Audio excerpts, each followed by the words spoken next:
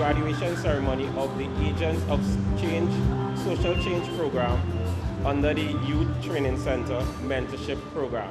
First of all, we would be receiving some insights, some words of wisdom by virtue of a public speaking contest. So without further ado, I want to welcome the Superintendent of the Youth Training Center, Mr. Elvin Scanterbury, to bring greetings for us. Welcome to the Youth Training Center and welcome to this graduation this afternoon.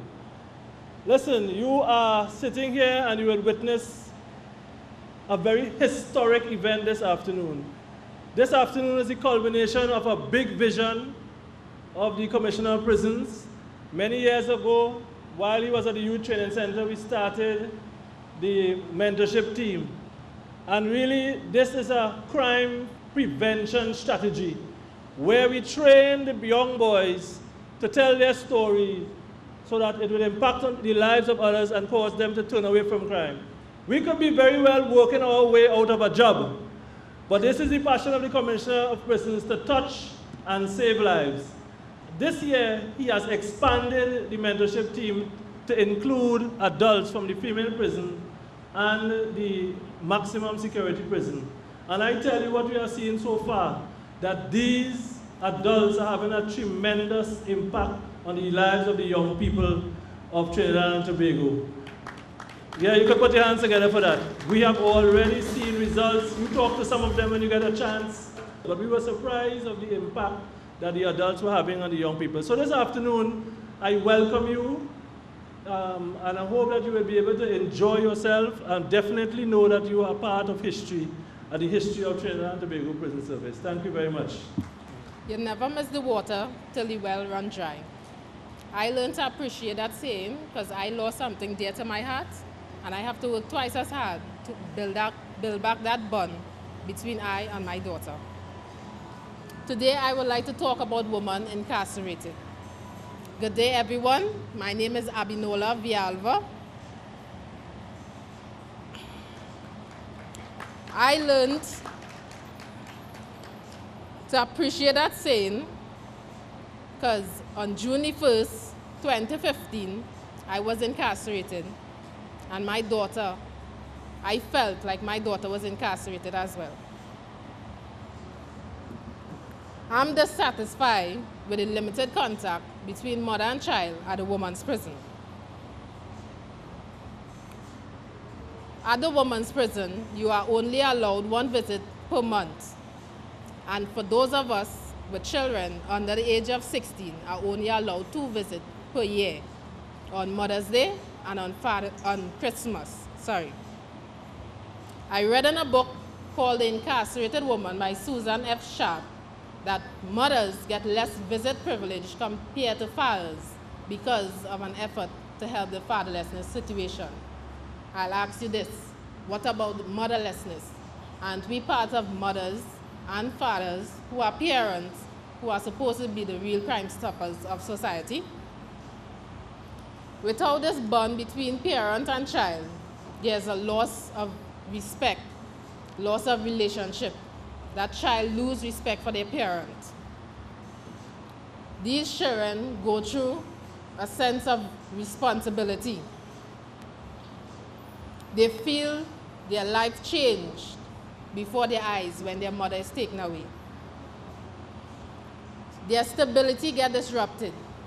Imagine a child have to leave from one area to now live in a different area. This entails delay their development. Their academic level drop, leading for them to drop out of school, causing teen pregnancies, substance abusers, and lawbreakers of society. I would like to see programs put in place like parent-child literacy classes, where children can come on weekend and get help with their homework. Yes, homework. Who here helps their children with homework? Exactly. No one is helping my child with homework right now. I would like to see parent support groups where parents coming into the system can get help to cope with the separation? How about a weekend welfare call system so that children can get called on weekend because of the school hours during the week? How about a speedy process of on-the-wall phones at a woman prison? And definitely, mothers on minor offenses can get probation, weekend passes, or even the bracelet system. With safe and healthy relationship, there's stability in the home. They will be mentally and emotionally in control of the situation. A mother's sense of parenting will be intact. Their moral values will be reinforced. There'll be less criminals to deal with, less teen pregnancies and substance abusers. If given the opportunity, I know we mothers can help with being real crime stoppers. Being in prison should not take away our effort to be parents, nor should it take away our rights.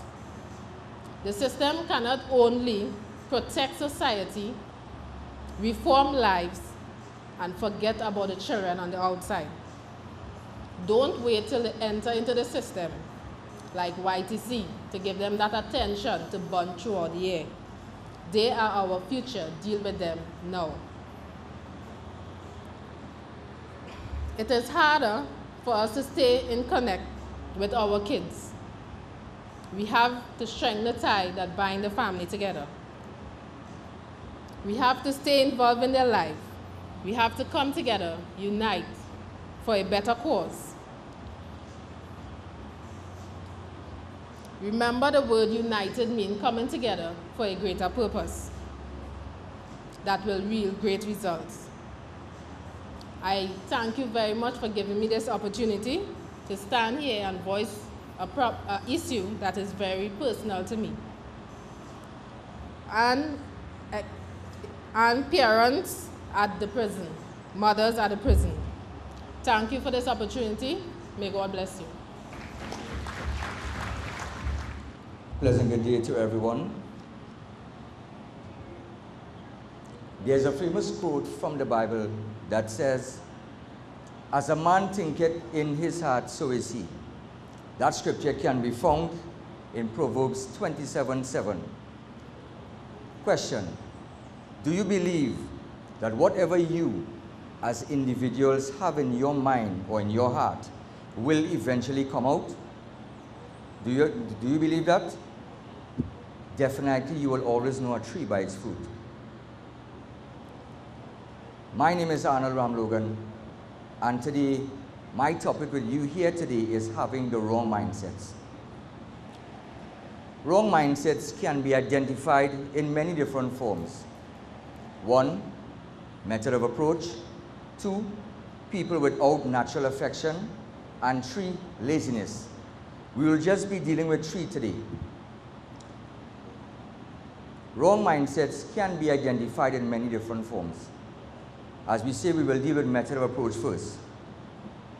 When you look at some people in today's world and how they relate to people, it's like they just don't care how their actions affect people. You know, sometimes you will meet people like that, they don't care how you feel. Their actions, they don't care about how their actions affect people. For instance, look at the terrorists in the Middle East today.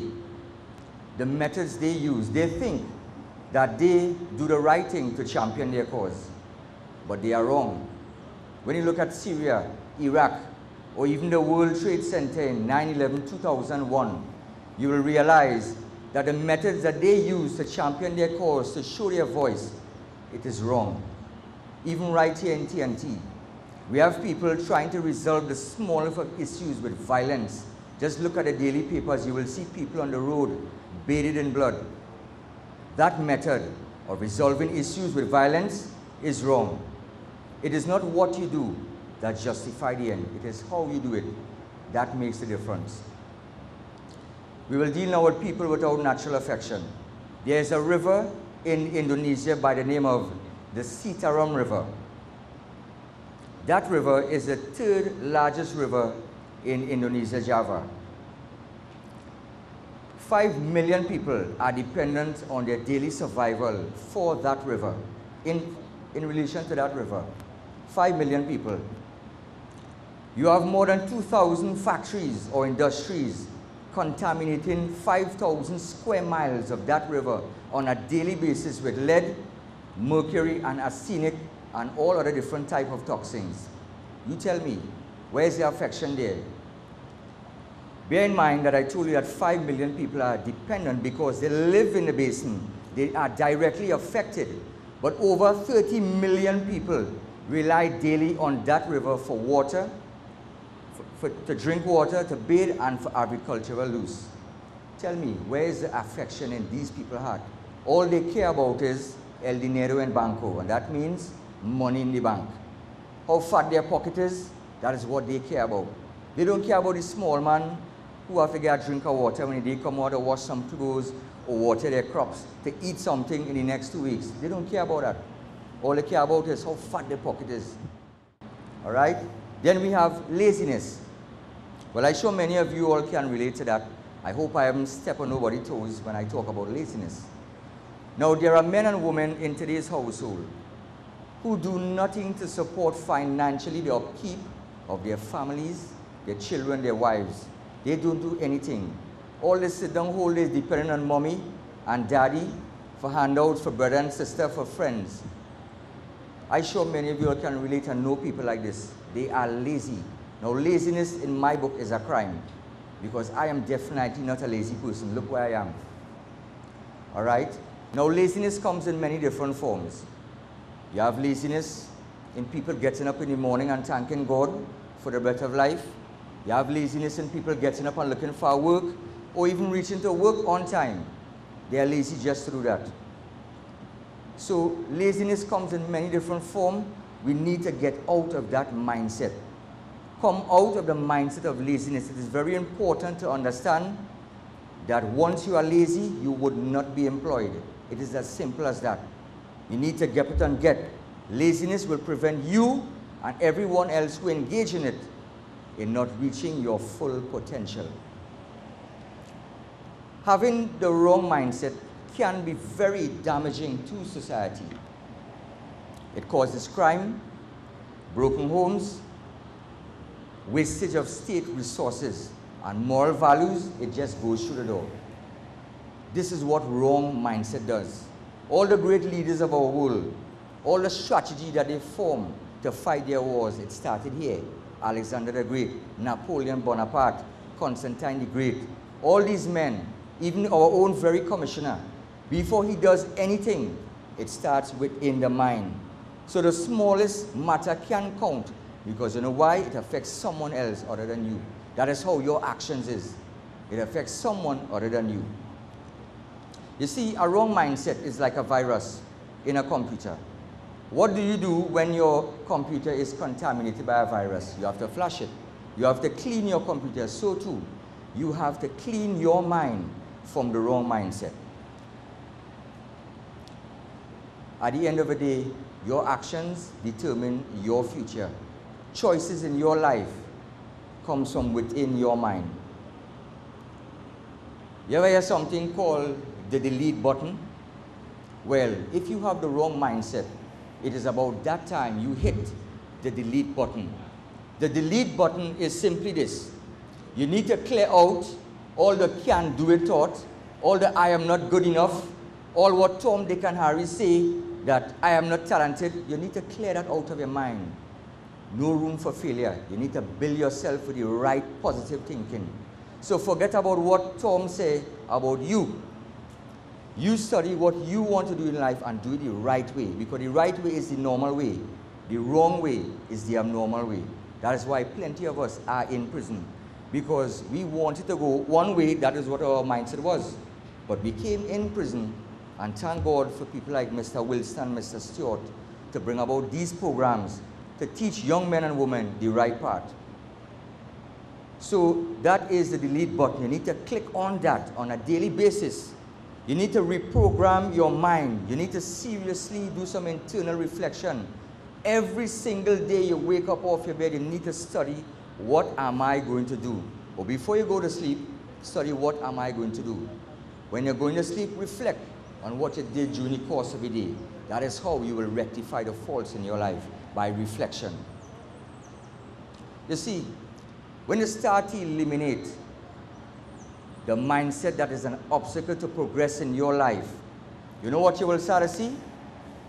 The world from a different view. You will start to see beauty. You will start to see intelligence. You will start to see goodness in people instead of seeing hate, wrought chaos. You will start to see the love of God in people.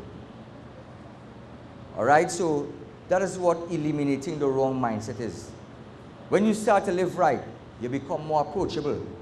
At the end of the day, you make your future by the choices you make in life. Ladies and gentlemen, I would like to thank you for being here today. I hope that what I have said today was enlightening in some way. Today is Indian Arrival Day. Happy Indian Arrival to everyone. To the judges, special day goes out to you. But I would like to leave one quote with you. When you have the right mindsets in life, people will hail you, they will praise you. But when you have the wrong one, people may very well have to bail you. Thank you very much, ladies and gentlemen. I'd like everybody to place their right hand in front of the person on the right. Take your left hand and pinch that person's hand up. Not too hard and not too soft. Nice. Thank you. There are two types of pain. One that hurts you and you get over it, and another that hurts you and changes your life forever. For example, the pain you just received. It hurts at the moment, right? But I'm also sure that you're over it by now. But if you have been abused in any way, it hurts at the moment. It may continue to hurt for the rest of your life, but most definitely it changes you. Good afternoon, ladies and gentlemen. My name is Kayla Alexander, and today I am here to speak to you about child abuse, a topic that I can relate to in many ways. What is child abuse? Child abuse is the mistreatment and neglect of a child. I am going to speak to you about a few specific forms of abuse, such as physical abuse, emotional abuse, and child sexual abuse, also known as CSC. Now, to give you clarity on what I am speaking about today, there will be some videos on the screen. Please know that these videos will be disturbing. Physical abuse includes acts such as hitting, slapping, beating, coughing, even bullying. Fifth, emotional abuse is considered yelling, insults, or put-downs. Child sexual abuse is any interaction between a child and an adult where the child is used for sexual stimulations. Now, this person does not have to be an adult. It can be an older child or a teenager. If it is a family member, it is called incest.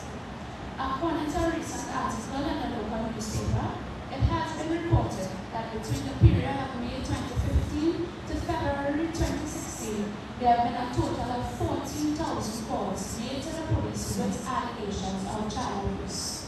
A third of these abusers were parents or step-parents, and of the third that were abusers, nearly 1,000 were of a sexual nature. Further statistics show that 12% of the adult population in Trinidad and Tobago has been abused.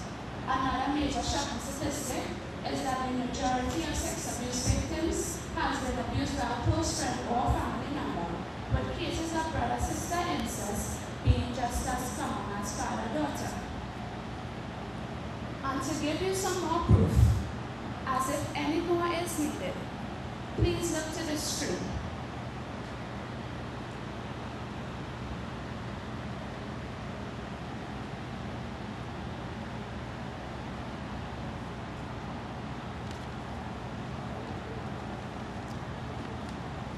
In cases of physical and sexual abuse, children may suffer serious injuries which may potentially lead to death. The reality is, children who experience abuse in any form may suffer drastically mentally, having depression, anxiety, and other mental illnesses. It can also give them feelings of worthlessness, guilt, and shame, living in a state of fear and sometimes having suicidal thoughts or behavior. They often feel trapped and powerless, afraid to trust anyone to help, so the abuse remains hidden. Believe it or not, certain cultural beliefs can play a major part in this as well, perhaps child marriage. It is also possible that a victim can turn out to become an abuser or sexually victimize others. You see, violence is a learned behavior and abuse is a cycle. For example, the adult abuses a child. The child who experiences or witnesses abuse later in return abuses brother or sister, or later down the line their own families. Witnesses often feel it is none of their business, so the abuse goes unreported.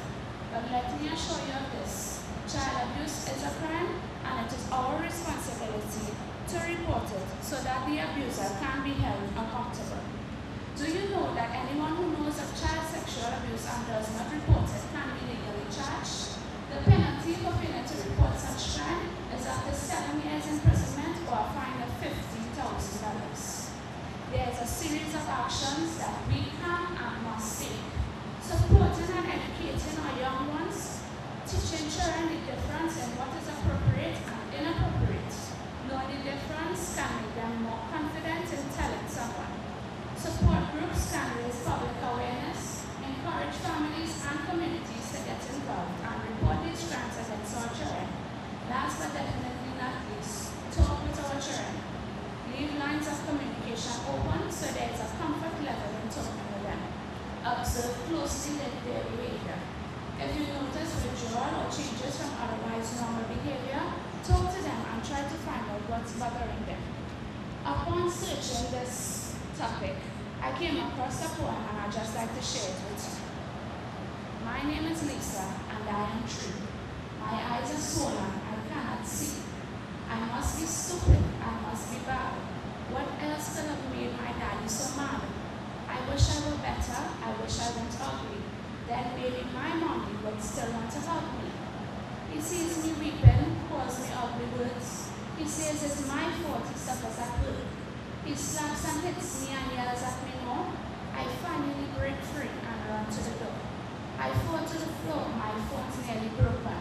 Daddy continues, more bad words spoken. I'm sorry, I scream, but it's too late. His face has been twisted into an unimaginable shape. This hurts and pain again and again. Oh God, help me, please let it end. He finally stops and heads to the door, while I lay there motionless, sprawled on the floor. My name is Lisa, and I am true. Tonight, my daddy raped and murdered me. Ladies and gentlemen, children are our most prized assets. Let us not be afraid to intercede on their behalf when we notice abusive behavior towards them. Break the silence against child abuse today. You have been a wonderful audience. Thank you for listening. The solution for most of our problems is be right in front of us, but as individuals, we just choose to ignore it. Prison was not made to right fit. I am certain that many of you have heard that statement before. My question is, are we using prison for what it was really meant for? I want you all to understand that prison is an important institution.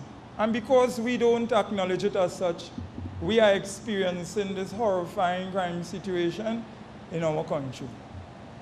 Good afternoon, ladies and gentlemen. My name is Vernon Trotman. Today I want to share with you all the important part prison plays in our society. Our prison has been neglected for many years, and I know it is a very important institution in our country.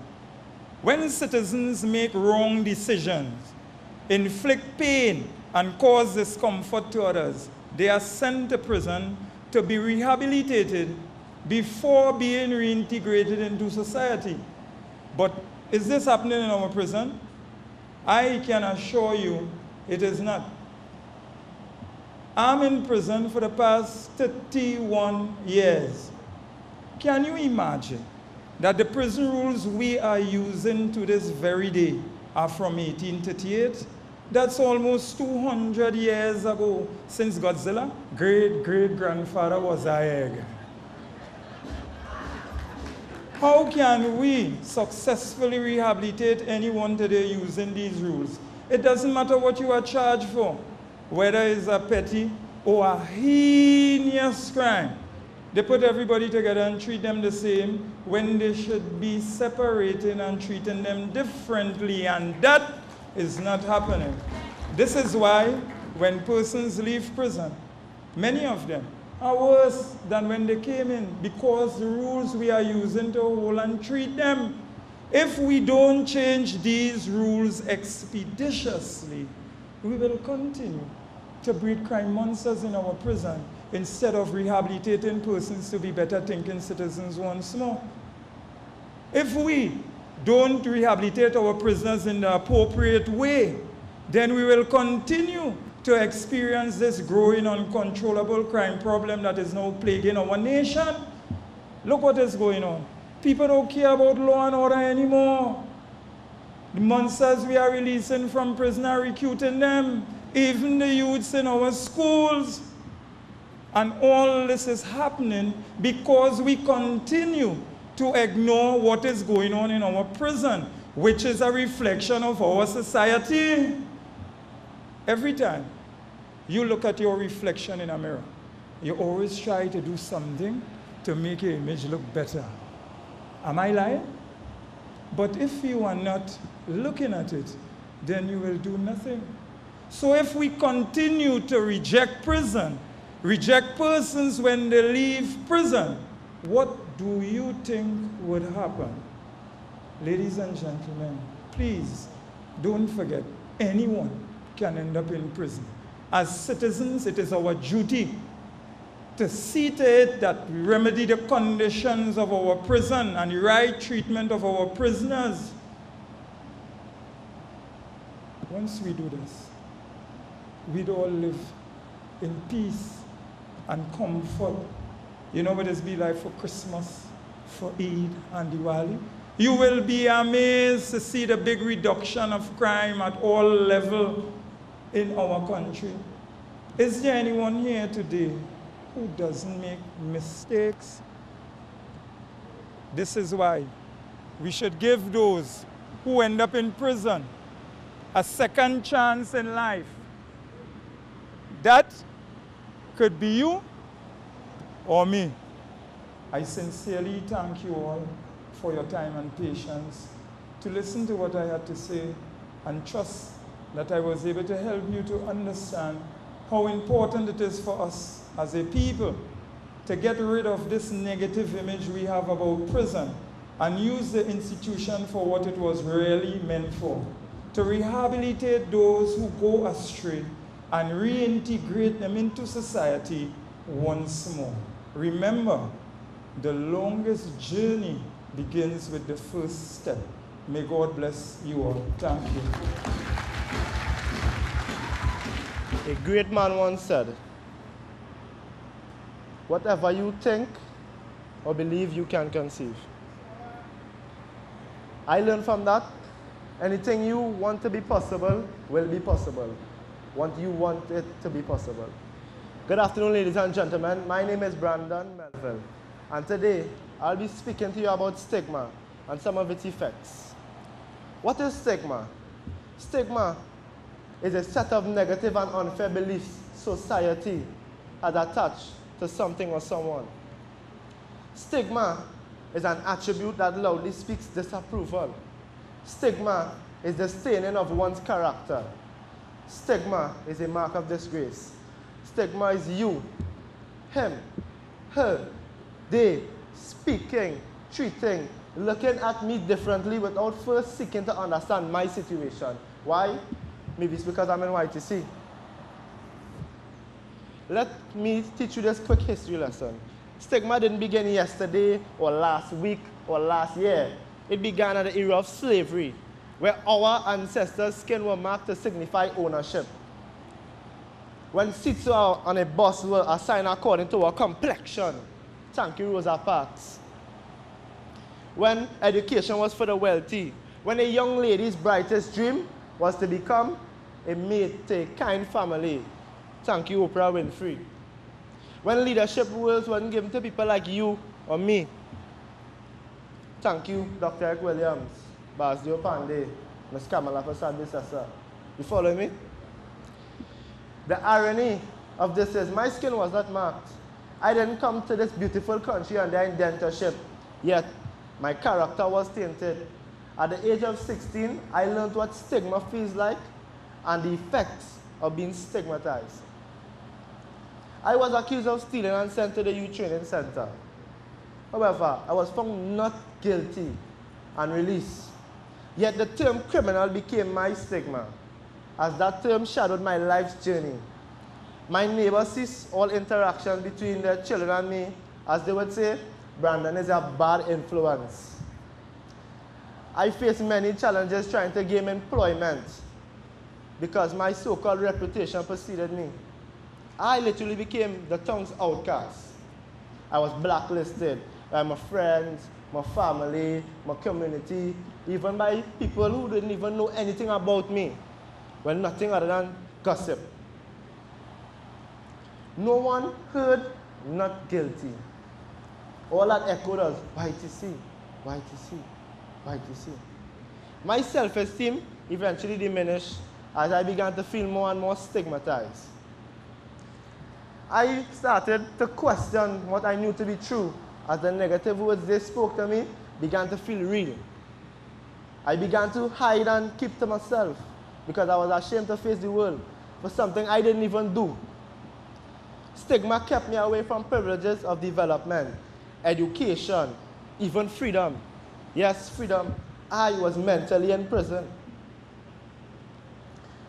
All this I experienced because no one, not you, or you, or you, or even you, took the time to hear not guilty. It is hurtful to say, but stigmatization is now society's norm, one which develops inequalities in the area of race, disabilities, illness, abuse, incarceration, and a lot more. For example, now based on one's color, dress code, accent, that person will be judged, and they will be probably judged wrongfully, and be viewed as a criminal, a miscreant, poor, and the list goes on. Where a person can simply have dry skin and be condemned as sick. Better yet, the behavior of one Muslim now determines the behavior of all, as we see in them being deemed as terrorists. Or the behavior of few at Bitam or Laventille now is affecting the entire communities, as it is simple to say, nothing good comes from Bitam or Laventille. I agree that some of us are partially to blame for the stigmas we receive, as sometimes we portray ourselves in a manner that is indeed questionable. Therefore, it can be said that the images you are seeing are which we are reflecting. But I ask this, what if there's a glare and the reflection is obscured? What if the clothes I wear has been handed down to me and I cannot afford what I really would like to buy? Don't judge your books by the cover. I want you to take the first stand against stigmatization. I want you to get educated about its effects, and then educate a friend, who in turn educates a friend.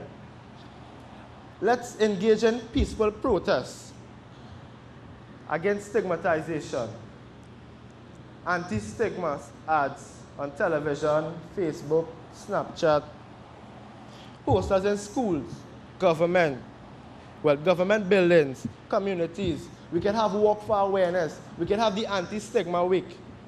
Let's set up hotlines for victims who have been traumatized or hurt from stigma.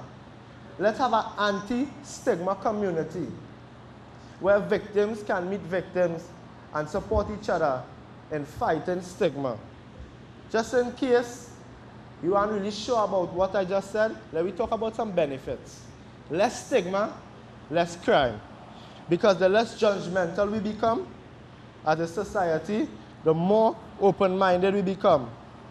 And by extension, we'll be willing to give a second chance.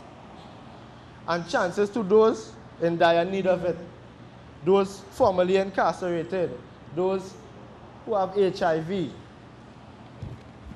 Less stigma, less drug abuse. When stigmatization hits you with full force, you'll find yourself looking at a way out of, you'll find yourself a solution. And some find that solution in drugs. Be it marijuana, cocaine, even prescription drugs. Eventually, we reach the status of being a drug abuser. Less stigma, less self-esteem. Plain talk, bad manners, stigma hurts. I felt it, I can tell you, it really hurts. It is small, but it isn't seen, but it is felt greatly. People deal with hurt differently. Some lash out, some internalize the pain, some allow it to mentally affect them. And by extension, that diminishes self-esteem. We can make a change. We can be role model. Let's not deprive others of attaining their goals due to perception. Remember this, the stigma you place on me affects my life in varying ways. However, today, I am making a choice not to allow your words to hinder my success. Your words will not depreciate my value because I know I am valuable. I have a purpose. No longer will your words have power over me, as I know I have power to succeed. I have the choice to let you hold me down, but today, I, Brandon Melville, choose to break free from the bondage of stigma.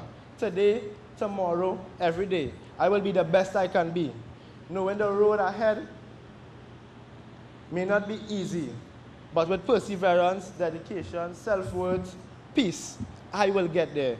Today, I leave you with my newfound understanding, as which I stand on. When we kneel to pray, there is no separation. There is no stigmatization. So I ask you to do one thing for me. Ask yourself this.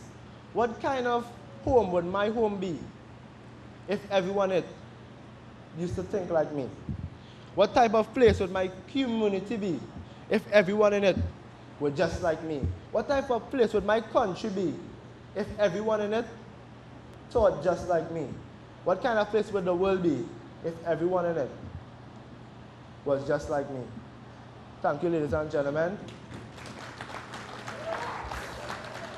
My name is Brandon Melville, and I am an agent of social change. Forgiveness is not an occasional act. It is a constant attitude. In other words, it is only when we forgive we shall be forgiven. Good day, ladies and gentlemen. I am Natasha De Leon, and I am about to highlight the forgotten ones. On the 22nd of August 2008, I was removed from death row and was classified a lifer. This means I was sentenced to life imprisonment. Today, I want to talk about the way in which society forgets those incarcerated for life. No one takes the time to wonder or reflect on these individuals, how they are surviving, might have fallen ill, made changes and transformed their lives. As the saying goes, out of sight, out of mind.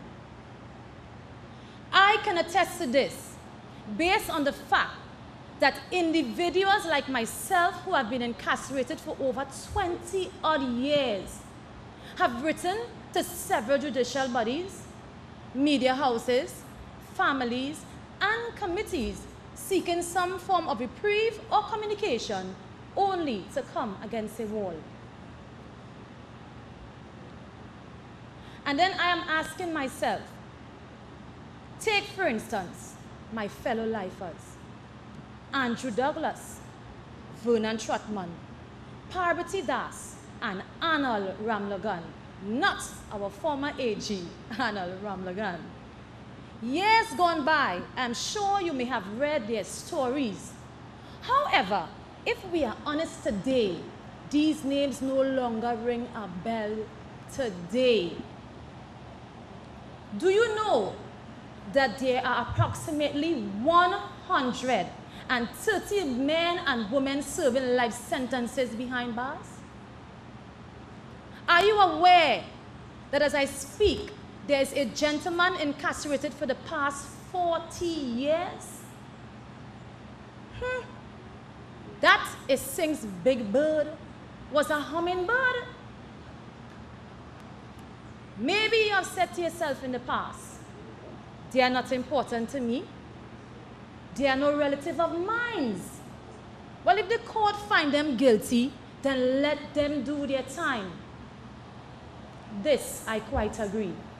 However, the Bible states that he who is without sin casts the first stone.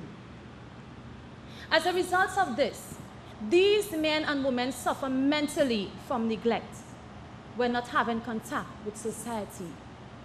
They automatically lose the ability to give and show affection, like a simple hug, which may take away from their humanity. Their children, who are left to fend for themselves on the outside, becomes bitter, broken, and resentful, and they are the said children that coexist in society alongside yours. This then places the forgotten ones in a despondent frame of mind, compelling them to ask themselves, why should I change? Who is going to witness the changes I've made in my life? Who is going to give me a second chance? And how can I possibly redeem myself through restorative justice? A central goal of the justice system is to repair the harm caused by crime. Restorative justice creates a duty to make things right and involves the victim, the offender, and society. Apart from repairing the harm caused by crime, restorative justice also determines the best way that the parties can come about to achieve this. Thirdly, it deals with transformation, which is the changes in people, relationship, and the community. In order for restorative justice to become successful, the offender must first willingly acknowledge that he has done something wrong, make changes, and seek forgiveness from both the victim and society. It is only through this effort can the offender bridge the gap. Once that gap is bridged, society can then agree to assist by petitioning the courts to have these matters heard periodically, viewing the progress of these individuals. Support can also be given via visits and letters to bring about hope and to promote healing, not just to the lifers, but also to victims as well. Committees can also be structured to ensure active file, keeping them on the front burner. Ladies and gentlemen, it is said, the future is not where we are going, but what we are creating. Should these steps be taken, those incarcerated for life will have a reason to hope for a better future, allowing them the opportunity to forgive themselves for the wrongs they may have done. This also will enable them to become rehabilitated and reduce the rate of recidivism. I am of the belief that should society remember those incarcerated for life, it would not only show support in each and every one of our struggle to become better individuals, but you, society, will be giving us a torch to go forward. And in this question, do you all remember the late Nelson Mandela? He too was a lifer, sentenced for 27 years. When someone in society saw it fit to give him a second chance, President Frederick William de Klerk. He, Mandela, used that second chance and became, we all know, the President of South Africa. Imagine, or think about it, if we too are given a second chance, imagine what we can achieve. Ladies and gentlemen, I would kindly like to ask you to put your hands together for a man who God has used to become an epitome of humanity. A man who God has inspired to bring us lifers before you all to show that we too have achieved, we too have benefited from the system. What he did is something so tremendous, it's beyond words. He went beyond, he looked beyond our faults, and he judged us by our potential. Ladies and gentlemen, that man is none other, sitting among us, Mr. Sterling Stewart.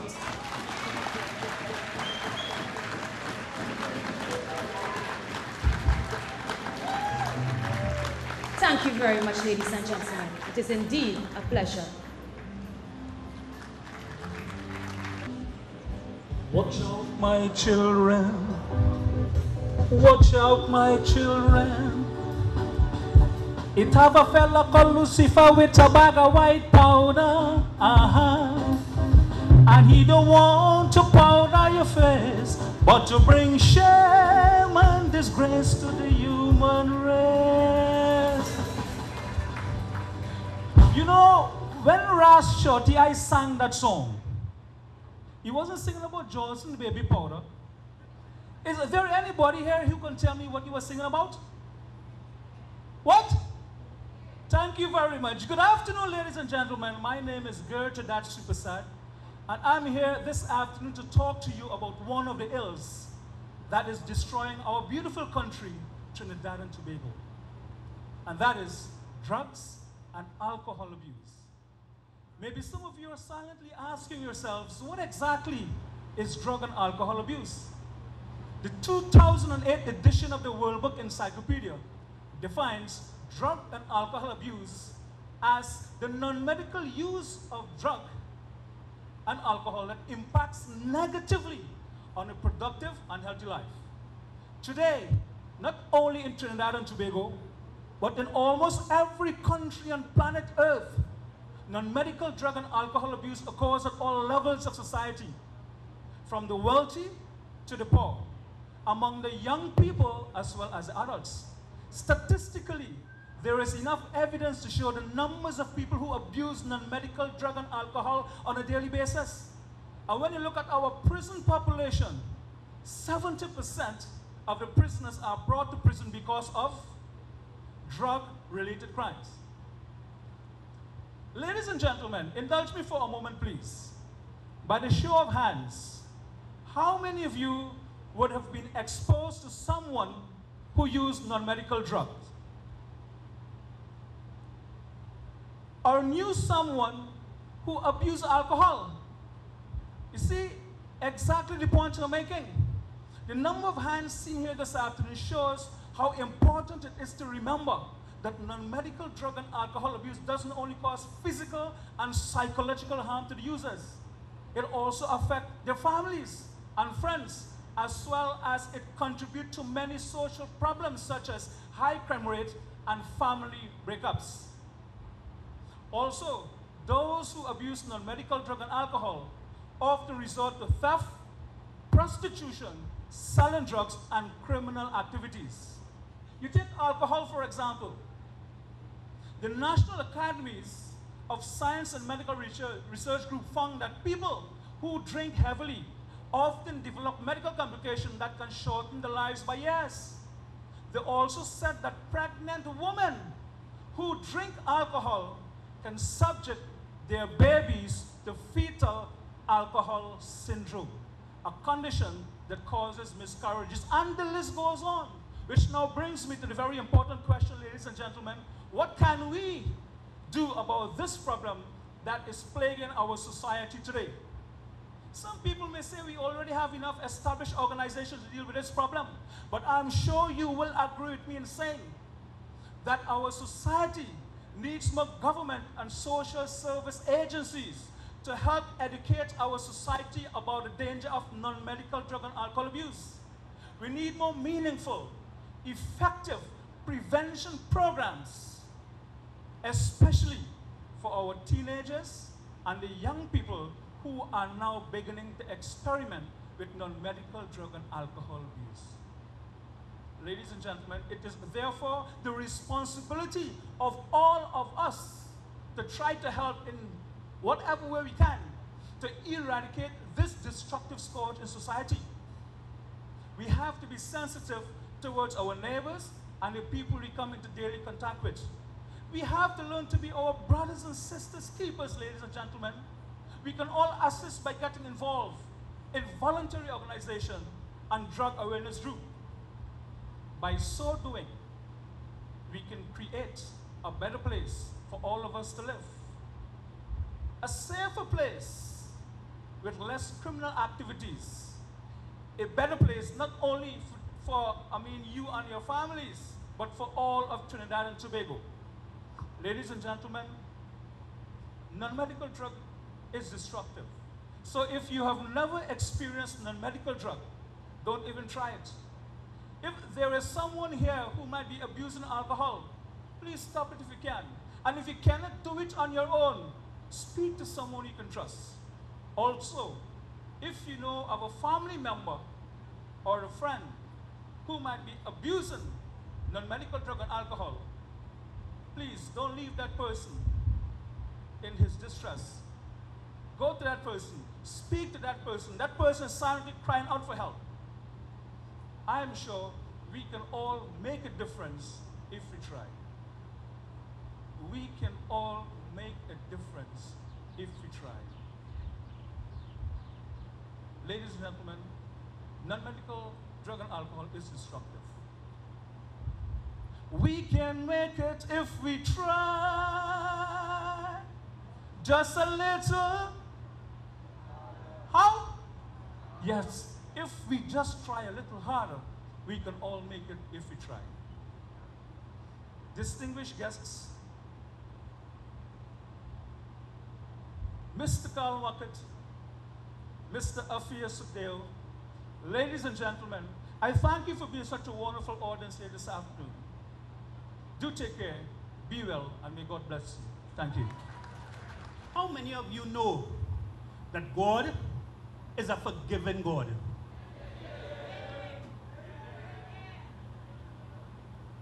How many of you know that God is a transforming God? And how many of you know that God is a merciful God? That's supposed to be louder. Yeah, yeah! Good day, ladies and gentlemen. My name is Andrew Douglas, and I'm here today to share with you my personal story on transformation. As a young man, I rarely listened to my mother. I wanted to have my own way. I wanted to do my own thing. I thought I was my own man.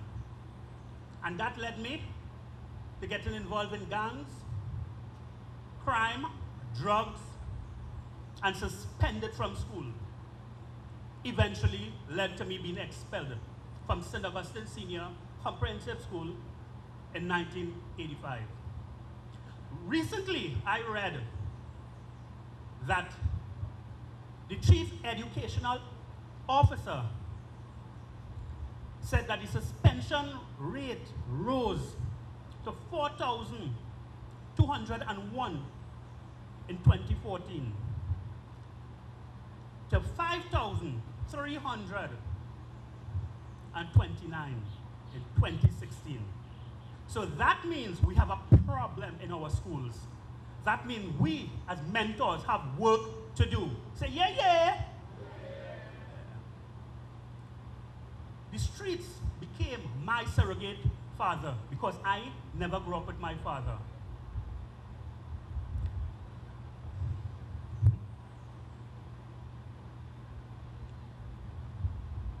And because of poor choices and bad decisions I made,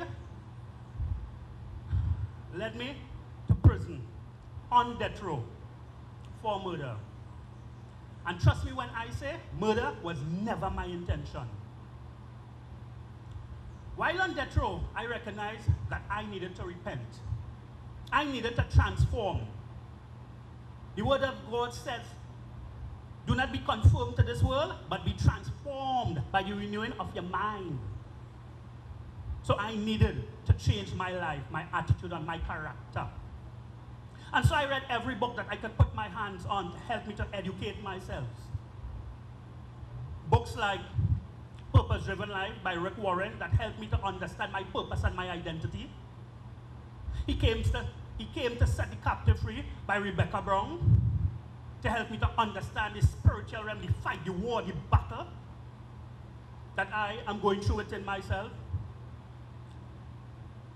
Book by Joyce Myers, Battlefield of the Mind, to help me to understand the struggles that I was going through up here in order to maintain good ordinance. And so I repented.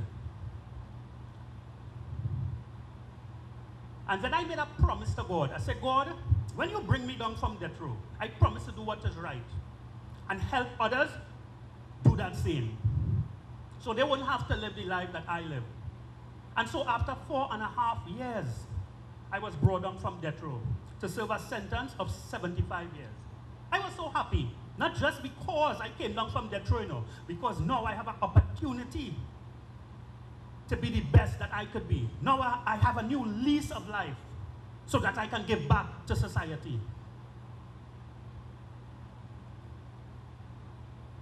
And so when I came down from death row, I ventured into every program possible to help me to make that transformation and obtain these certificates right here. Life skills, anger management, mentorship courses, leadership courses, just to name a few. You can see it right there.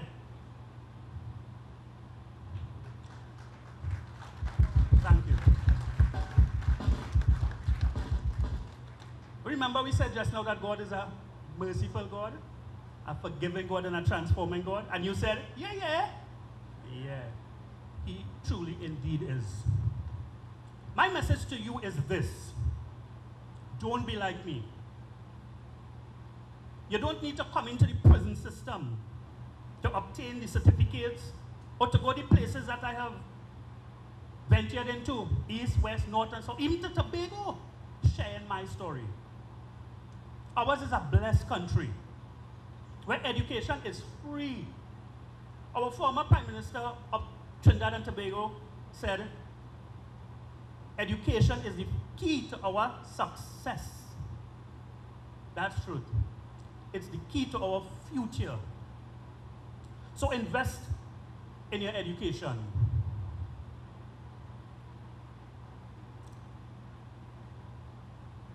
Don't invest in the block. Don't invest in crime and drugs. Be the best you that you can be. Because you know what? I know that there is greatness in you.